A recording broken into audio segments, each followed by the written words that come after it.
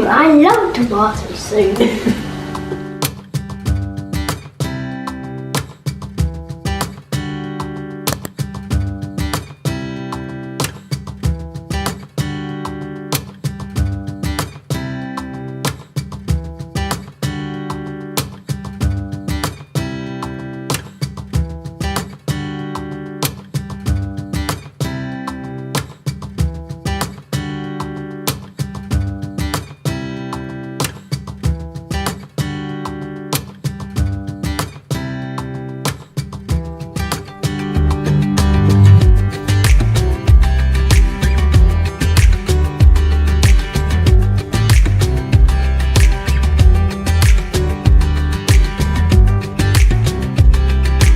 Click the link below for the full recipe and also a really easy shopping list too. Ooh.